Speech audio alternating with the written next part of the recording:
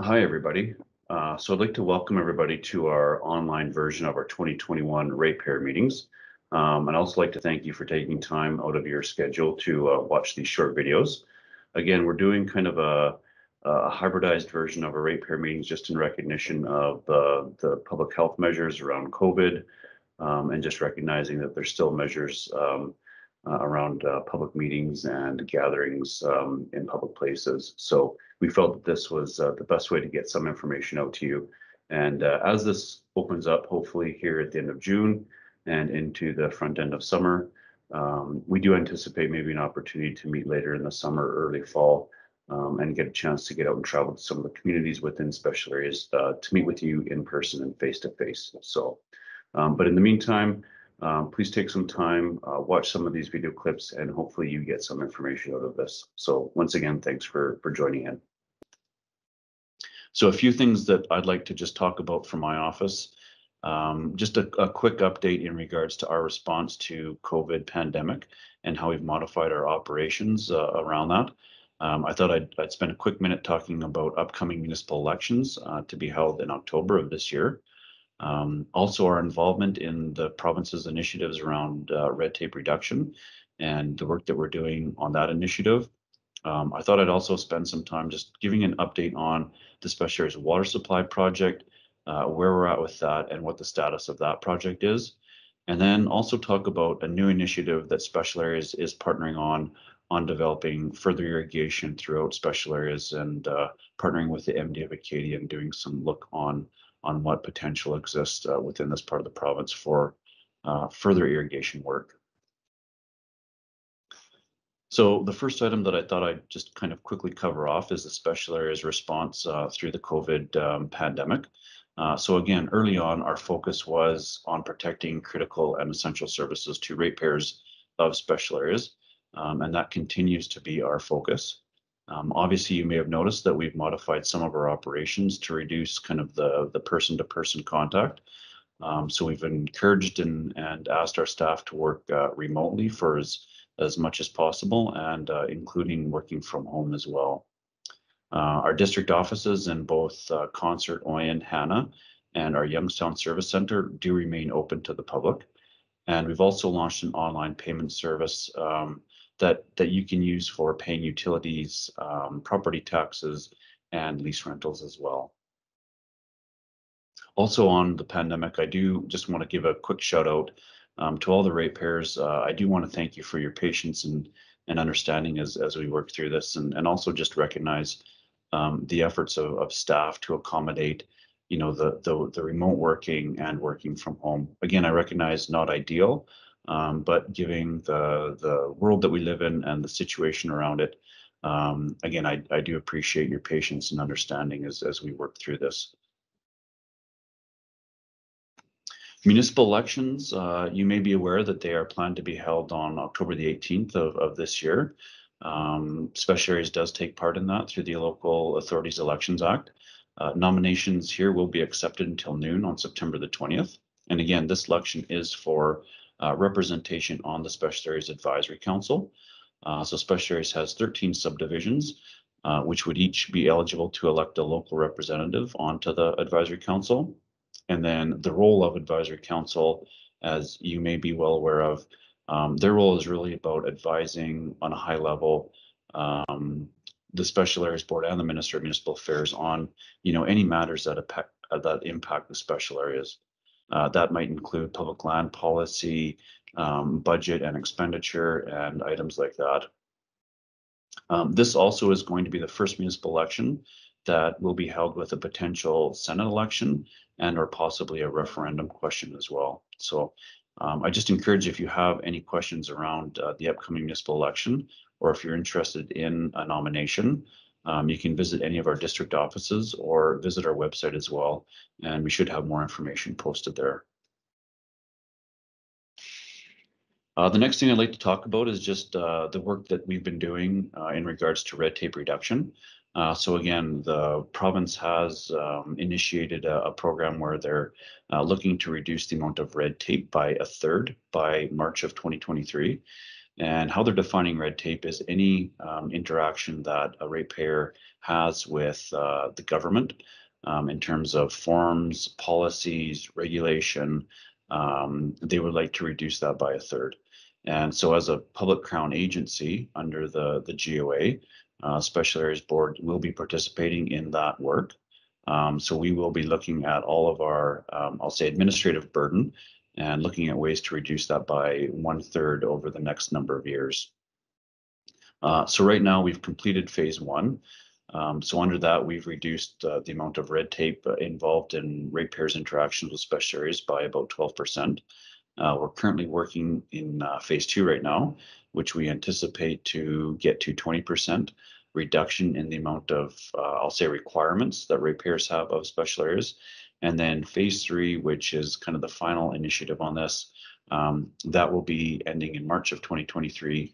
And by that, we will have 1/3 or 33% of the requirements reduced in your interaction with us. And for example, if you came into the district office and had to fill out a form or a template, you can expect to see that that's cleaner, more concise, and hopefully more efficient in terms of dealing with us on a day-to-day basis. I'd also like to spend just a quick minute in talking about the Special Areas Water Supply Project. So as you again may well be aware, this was a project that has been in development since the early 1990s. And the concept behind it was to move water from the Red Deer River Basin, move it via pipe up to what would be the Lehman Reservoir, kind of south of Coronation, north of Hanna. And then through the Lehman Reservoir, splitting that water between the headwaters of the Berry Creek and Sounding Creek, and then moving it through various points in special areas. As part of the development of that project, we have completed what's considered an environmental impact assessment. That was completed in late 2019. Through that very detailed, I'll say comprehensive report, some of the highlights out of it. One, there was no major environmental red flags identified on the project. So from an environmental standpoint, that concept is sound. There was going to be no widespread environmental degradation resulting from the project. It also identified, though, that there was limited socioeconomic benefits of the project. So further to that, did identify low cost benefit ratio compared to other irrigation or water infrastructure projects in the province. And through that report, it identified SOSP as having an estimated cost benefit of about 0.13. So meaning for every dollar that was spent on the project, it would return 13 cents essentially. Just looking at that comparison of our water supply project with other kind of similar type projects or irrigation projects provincially, most other comparable projects would have a ratio above 0.7. So again, significant difference between the cost benefit of SOSP and other developed projects provincially. Also on that, it was estimated that on the operational costs related to this water supply project, there would be required substantial subsidization of the annual operational costs given the design of the project.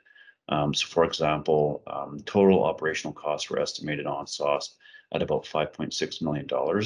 And much of that would have to be subsidized annually to operate the system.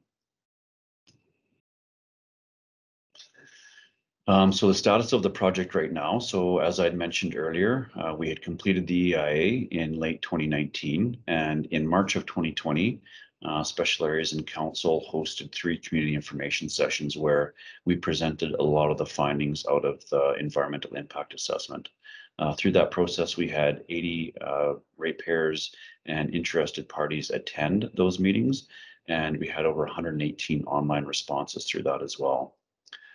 Advisory Council reviewed the public consultation report in the fall of 2020.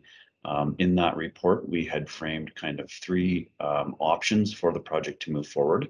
And also through our public engagement, we also framed the 3 options for consideration by the public and ratepayers as well. So just highlighting those 3 options, one was to do nothing more with the project and obviously spend no further dollars on it. The second option which I'll call kind of the intermediary option, was to forward the report for a technical review by Alberta Environment and Parks, who's basically the regulatory body that would look at this project. Estimated costs around that were to be about $2 million. And then the third option was to advance the project to the Natural Resources Conservation Board, which would ultimately decide on a public interest on the project and then make a recommendation to Cabinet to spend money on constructing the project. That process, we estimated costs on that to be upwards of $10 million.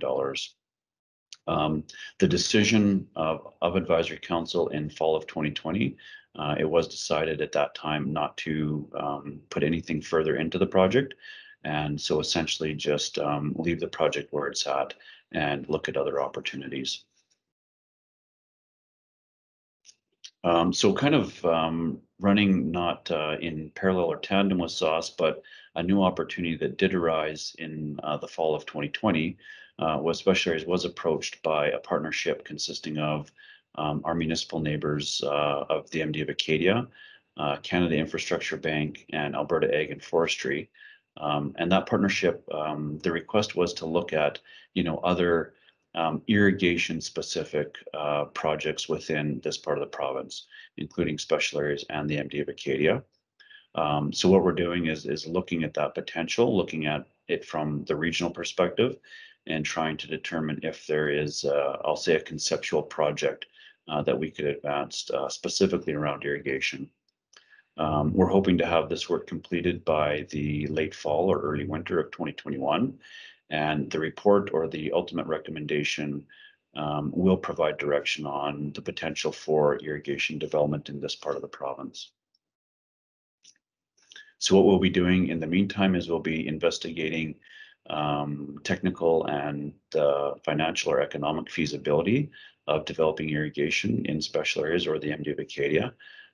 So under that, we'll look at, the soils and soil suitability for irrigation. Again, we'll look at kind of the infrastructure and the design and energy requirements of delivering water for irrigation, looking at water availability, specifically in the Red Deer River Basin, and developing potential costs and the business case around this. And again, the objective here is to have a self-sustaining infrastructure project that is not going to be subsidized in operational costs ongoing over the life of the project. We'll also look at regulatory considerations and environmental considerations of whatever this project might look like as well. So that wraps up my presentation today. I'd just like to say, if you have any questions on any of the items that I've talked about here or anything that I haven't mentioned that you would like some information on, I've included my contact information. Please feel free to reach out, and certainly we will do our best to try and find an answer for you. So once again, thanks for taking the time to watch these short video clips. I hope you got some information in it, and again, we are optimistic that looking into the summer, hopefully get an opportunity to come out and meet face to face and have a more personal discussion with some of the ratepayers out there in Special Areas. So thank you very much.